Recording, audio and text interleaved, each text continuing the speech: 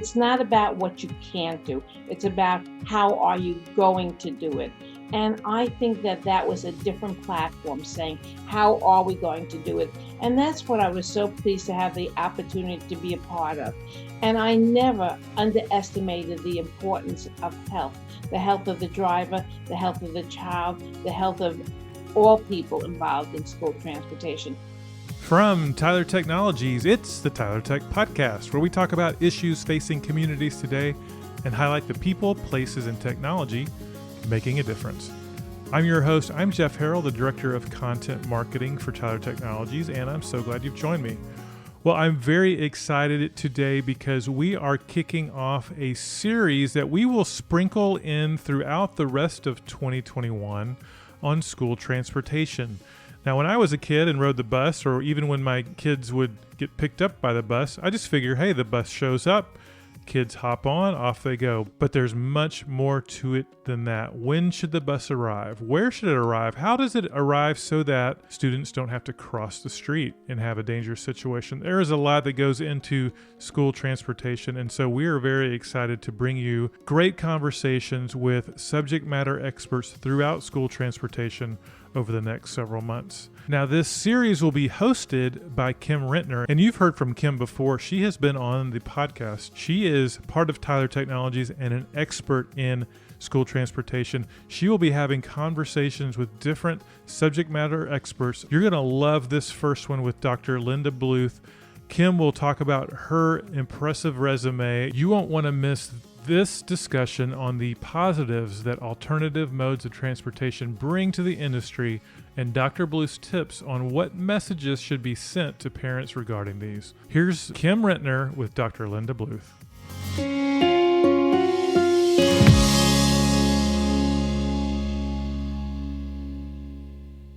Dr. Linda Fran Bluth has more than 56 years of experience as a special educator, and she is our guest today on our podcast. And in case you're wondering why we would want her to be our guest, I'm going to give you just a very small bit of information about her expertise. Her past experience includes work at the United States Department of Education, a university professor, school systems administrator, and a policy specialist in the Maryland Governor's Office for Children, Youth, and Families.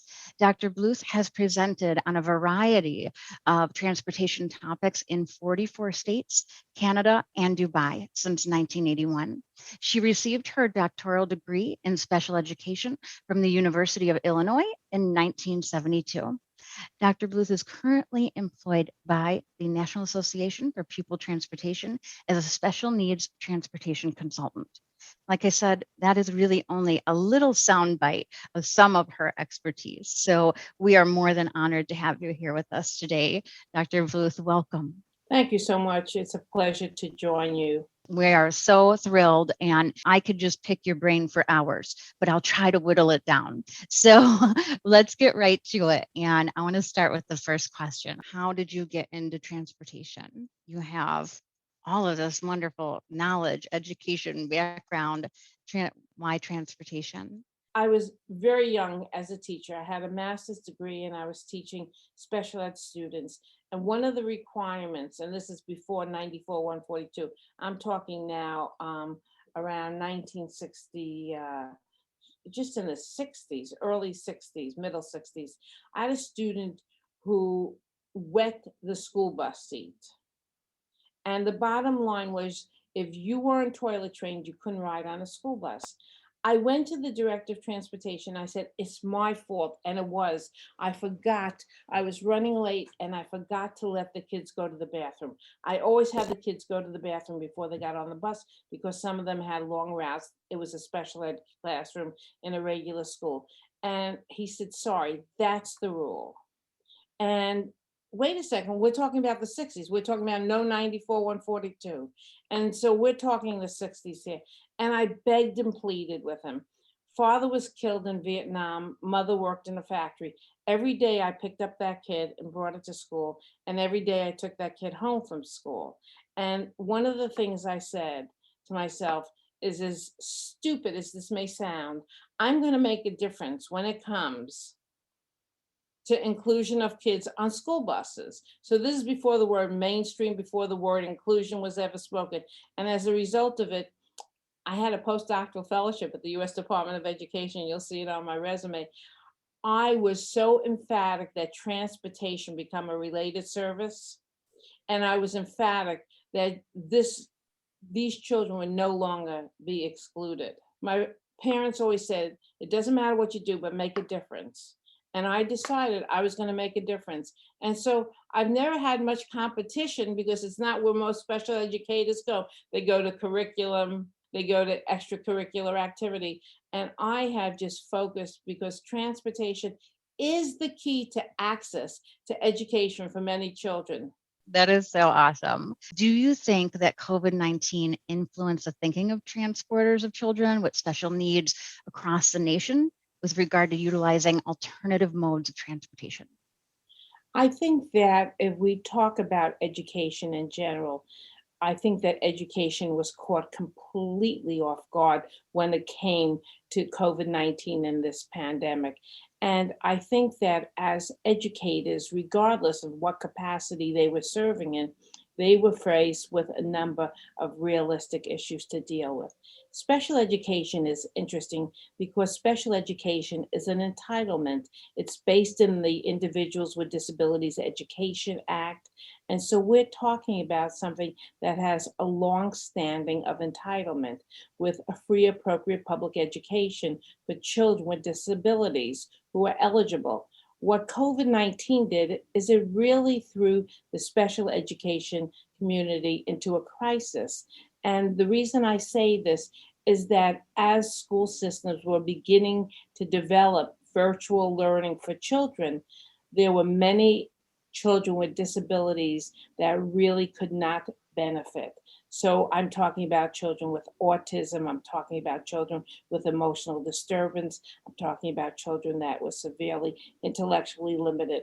So while other children were being able to be served via virtual education, there were tremendous gaps in the disabilities community. I was very fortunate because as the Maryland State Department of Education was beginning to discuss the return of children with disabilities to school, the assistant state superintendent said to me, Linda, what about transportation? And so we were among the first to really address this issue formally in the governor's report on how to return children. And what this said to me is that we have got to look at every mode of transportation for these children.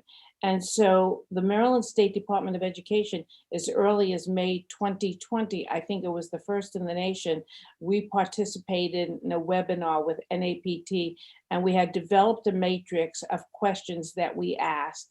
And we were very pleased that this really took off and started a national dialogue. While this was occurring, there was a group known as the STARTS group, and this was Student Transportation Alignment for Return to School Guidelines.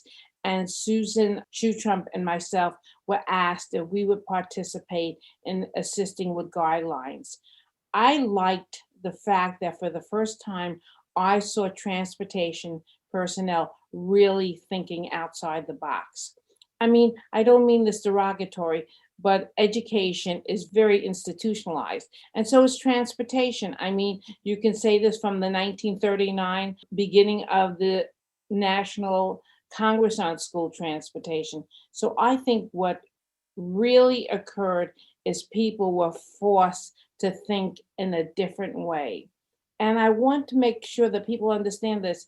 This doesn't mean this is the first time alternative modes of transportation were really being utilized. What it meant is that it expanded the concept of utilizing it and expanding it.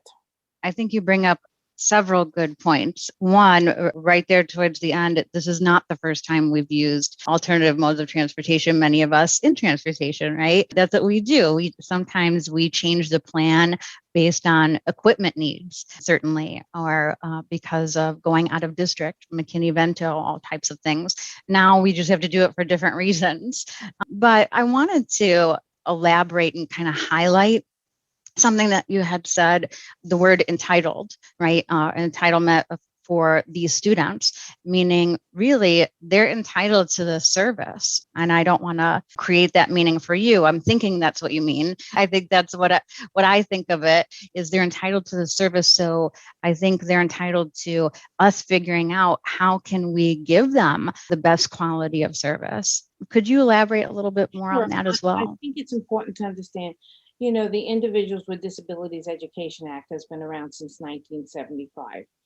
With the beginning of the regulations, transportation is one of the related services. It's no different than physical therapy, occupational therapy, speech therapy. So now, while people were beginning to talk about how to virtually do OT, PT, speech therapy, you actually had occupational therapists and physical therapists working with parents, and these were services on what's known as the IEP, Individualized Education Program. But how are you going to now implement the related service transportation? That was the one service that could not be implemented. And I'm saying that because schools were closed down.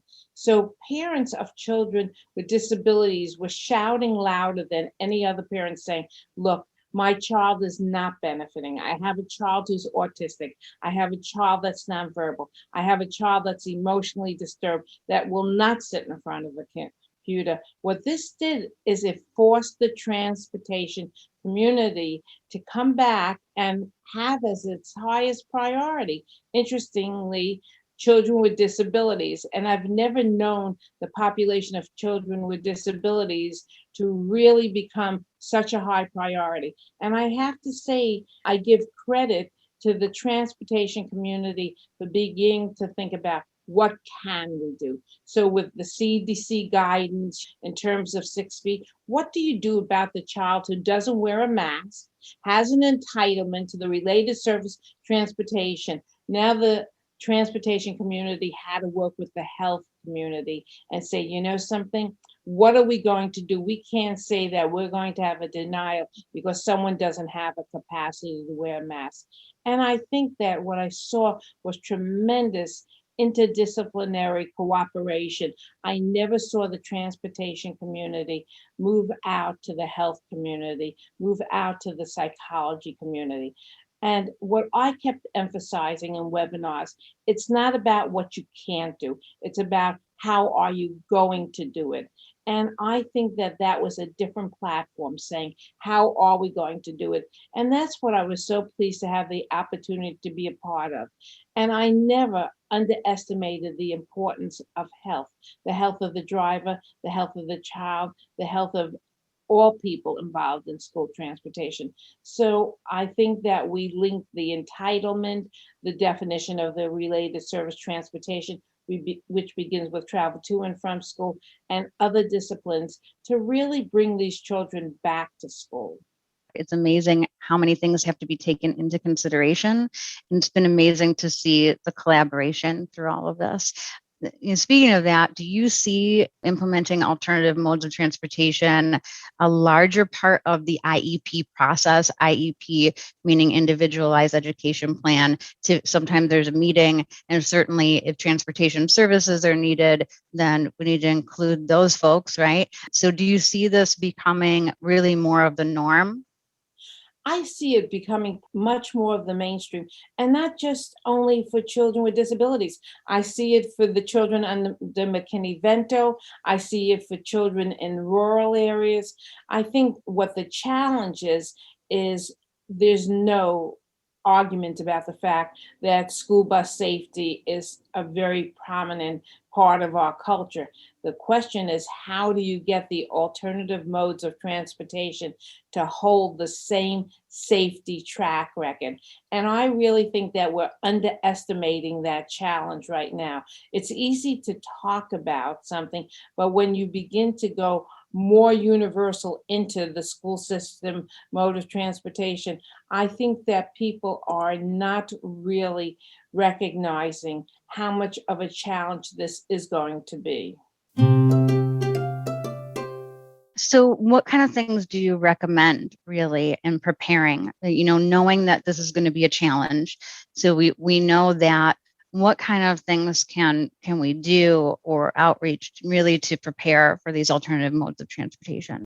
first thing I think that's so important is look at some of the companies that have been doing alternative modes of transportation and look at what are the successes and the concerns. If I'm looking at this, I'm very interested in what is the selection, what is the actual vehicle that's going to be used. So vehicle selection is one thing. The second thing is what students are going to be on these vehicles. The third thing that I look at is also there's a great amount of availability of resources in terms of computerized data resources, data solutions. We're going to have to educate the community to expand this knowledge to include the alternative vehicle. When you're talking about solutions and using data-driven decision making, a lot of times they'll do this for what they call the normal fleet. And I think that's kind of interesting terminology, but they will not include alternative vehicles. So they have a few alternative vehicles. They never include that in the same routing, in the same data solution. I think there's going to have to be a real mindset change. That makes a lot of sense. Do you have some concerns, though, for changing this landscape and getting ready for this? Well, I have a number of concerns, actually. The first is the resistance to change. Whether it's favorable or not favorable, I feel it's a reality and fair to say that there's a resistance to change, and educational institutions are no exception. The other thing is there's a tremendous variance of service delivery models across the nation. When I look at transportation in all 50 states, it's so different. You can't compare urban, rural, suburban. The thing that people have to think about is the cost for implementing change. There is a cost, whether it's a cost of resources, a cost of management. I think there's a cost associated. The other thing is you have responsibility for moving along children on your current fleet, and where's your time for planning? I mean, people always say, I can't do it because I don't have time for planning. I've got to get the kids on the vehicles. School is starting up. The other thing is, I think there's a real discrepancy in workforce sophistication across the nation. I know that in states I've worked in, I am just in awe of the sophistication of some transportation personnel. And I am always shocked when other transportation personnel are still literally using pins on a map to route kids. I mean, I find this just astonishing. So driver shortages compete. But if you ask me what my greatest concern is, and I'm speaking now as an expert witness who started work in 1979 doing this kind of work, is driver knowledge. I am deeply concerned. I'm not as concerned about the technology solutions. I'm not as concerned about the vehicles, if good vehicle selection is made. I am concerned about the amount of driver knowledge and driver understanding. Let me give you an example. Let's say a driver has not been fully informed about characteristics of autism, and they have an autistic child on the bus, and the child is not interfering with the ride, but rocking back and forth. And this rocking back and forth is really distractive. The driver can hardly stand the rocking back and forth. And the driver is spending their entire route time telling the child to stop rocking. Well, believe me that they are not going to be successful. So I think that if you don't do good driver training, that there will be an inability to really maximize alternative modes of transportation. I think that's a key to the success. Do you have suggestions, though, about driver training? You know, the thing about drivers is I have to compliment their performance with how little effort is given. Think about the teacher who serves a child in a classroom, in a building, and has a lot of resources. Think about the driver who is always serving someone behind them, never in front of them. And I think that we really owe it to drivers to really respect what they do and to enhance their knowledge and let them better understand our support of them. I spend a lot of time interviewing drivers, and I haven't, of course, for the last 2 years, but I ride buses, and I always ask to ride a bus route with the best driver so I can learn. And I do this a couple times a year traditionally. And it's amazing to me what I see people doing who have had no instruction on how to do it. And so, what I want to say is, I think it's respect of drivers and it's the willingness to share information. FERPA, the Family Educational Rights Privacy Act, says that a driver has the right to know legitimate information.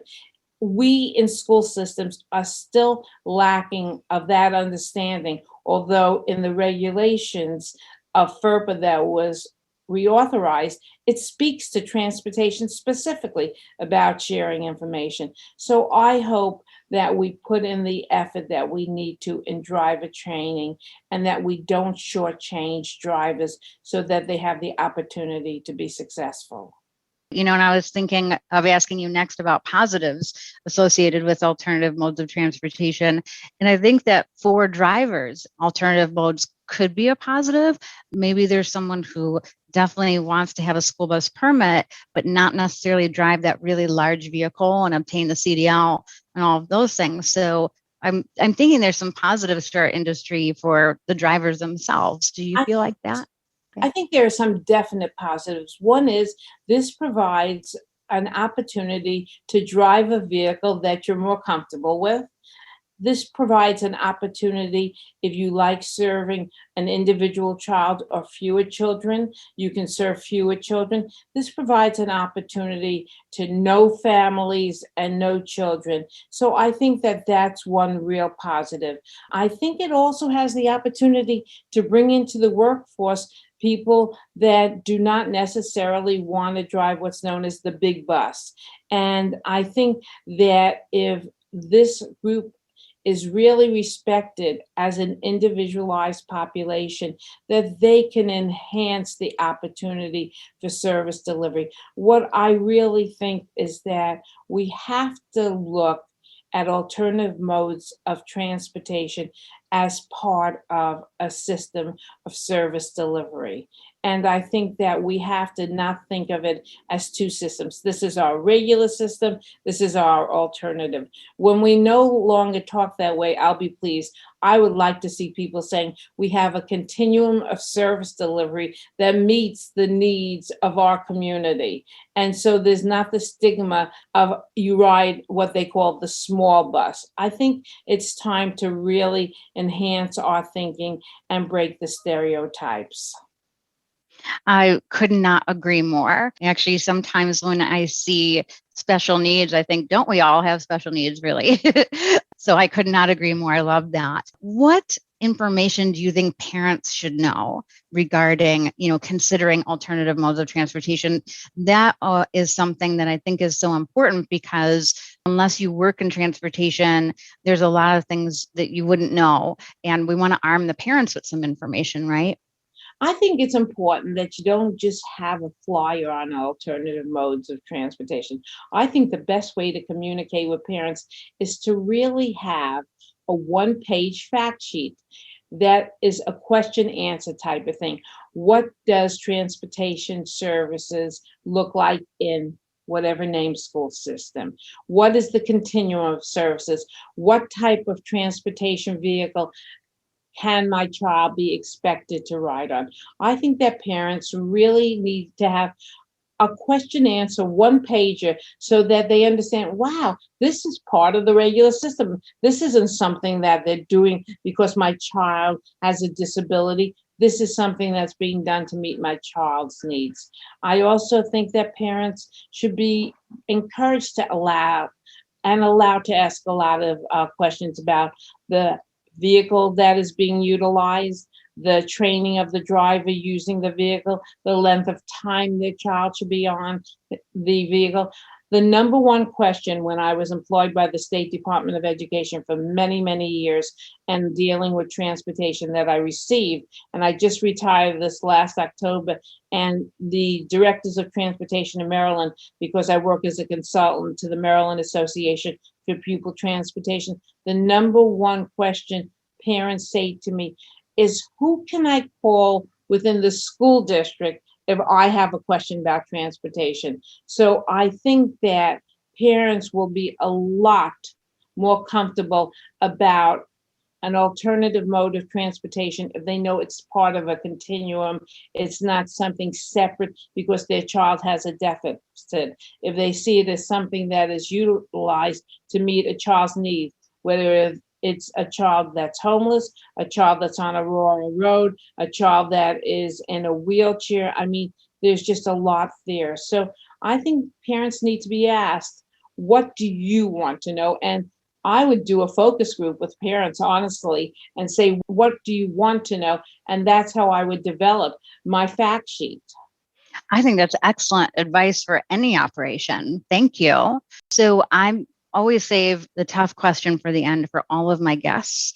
And I've asked the same question. So in wrapping it up, I want to ask you, what was your absolute favorite lunch when you were in school? Well, it's kind of interesting. When we talk about lunch, I grew up in Brooklyn, New York. So the bottom line was you basically walked home for lunch, which was a block and a half. And I actually had a grandmother who watched me cross the street. Or once a week, I received 25 cents and I could go to Ruthie's little diner. And that was one street across from the school. And my favorite lunch was, interestingly enough, grilled cheese and tomato. Thank you for sharing that with me and our audience. Thank you for this opportunity. Well, I hope you enjoyed that conversation with Kim Rentner and Dr. Linda Bluth. We're going to have more, as I mentioned at the open, more conversations around school transportation. In fact, the next episode is with Todd Watkins. Todd is the transportation director of Montgomery County Schools in Maryland. And Montgomery County, they provide school transportation for over 200 schools and special schools in Maryland, Virginia, and Washington, D.C. They transport, get this, over 103,000 students to and from school daily. So Todd will be sharing strategies that make his operation so successful. So make sure you look for that episode coming in the next several weeks. Well, thank you for listening to the Tyler Tech Podcast. We drop new episodes every other Monday, so look for that. Also subscribe. Again, I'm Jeff Harrell, Director of Content Marketing for Tyler Technologies. Thanks for listening, and we'll talk to you soon.